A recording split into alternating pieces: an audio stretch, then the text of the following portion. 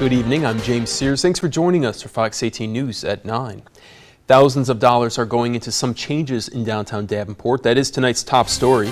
The city is working with businesses downtown on a streetlight replacement program. It would replace older lampposts with new, more efficient LED ones. The roughly $200,000 move will make the streets brighter. Fox 18's Tahira Rahman joins us now live from Davenport with some other benefits of the project. Tahira. James, you can see some of the new LED lights behind me. You can tell that they're a little bit brighter and have a more bluish tint to them than most of the lamps that you see in downtown Davenport. Besides efficiency, though, one of the goals is to make people who live and work down here feel a little safer.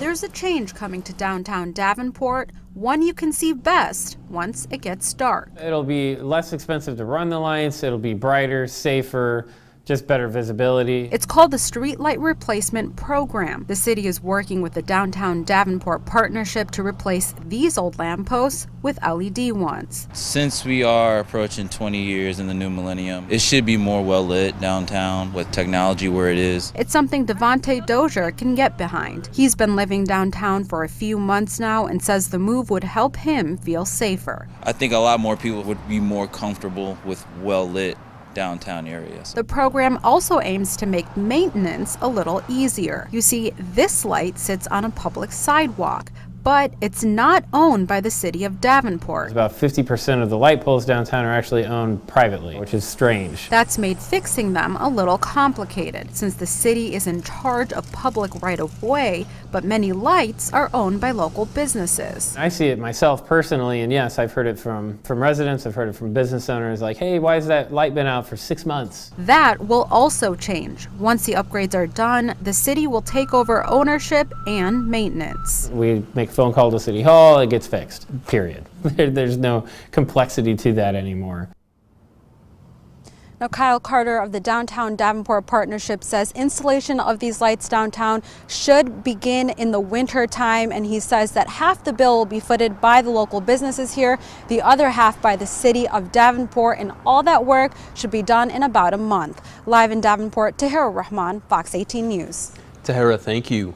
Well, Davenport will choose a replacement superintendent tomorrow. According to the Davenport Community Schools website, the board will vote on the appointment of an interim superintendent. It's the only thing on that agenda, scheduled for 4:30 p.m. Superintendent Art Tate announced on Friday that he will retire at the end of the month rather than the end of the school year. Well, one person died after a car slammed into the railroad bridge on River Drive in Davenport last night. It happened around 10:30 near the village of East Davenport. The driver was alone and died at the scene. Authorities are withholding the name pending notification of family. And when you see news happening, be sure to let us know about it. Just download the free quadcities app. You can get breaking news alerts and also share stories you want to see covered right here on Fox 18 News. The country standing together in defiance after the deadliest attack on the Jewish community in American history. Robert Bowers is wheeled into court for his first appearance today and is scheduled to be back in court Thursday. He's being held without bond and faces 29 federal charges, including 11 murder charges. Prosecutors are seeking the death penalty.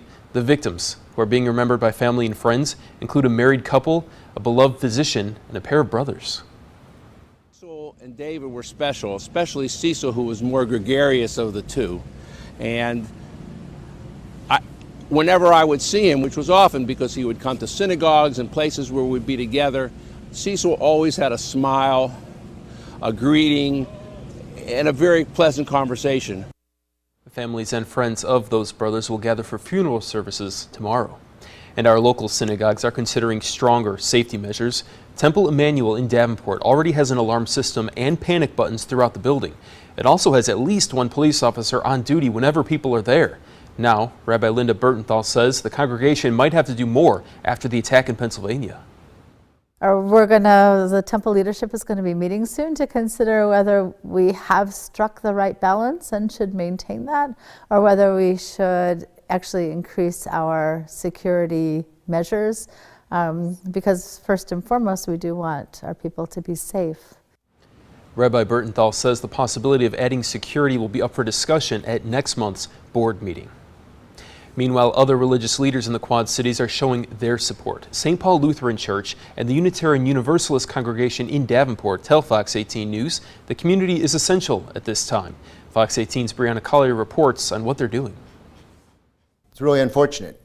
Hatred is malignant. It's just a tragedy. In the wake of the devastating Pittsburgh massacre, emotions are running high among other faiths in the Quad Cities. People come here to feel safe, right? It's called a sanctuary. They want sanctuary from the troubles in the world. And so to me, it's particularly heinous when people do things like this in religious communities. While it may have happened miles away, I just have this deep belief that somebody besides the Jewish community that's been persecuted for 2,000 plus years, senselessly, somebody and a whole lot of somebodies have to stand beside them. And not silently, but speaking up.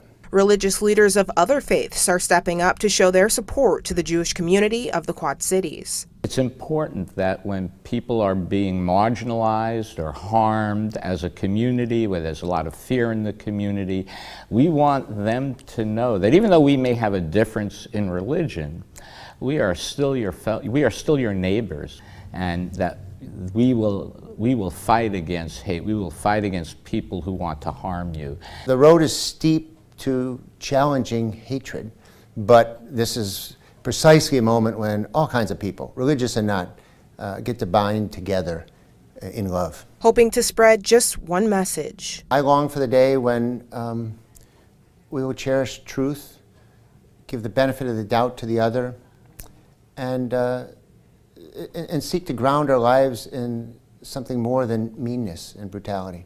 Brianna Collier, Fox 18 News.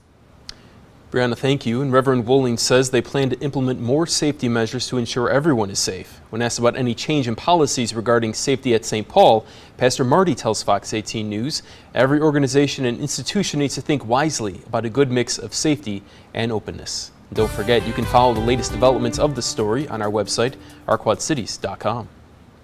Coming up, inspiring young people, what one local woman does to keep students pushing forward to college, and ahead in our next half hour.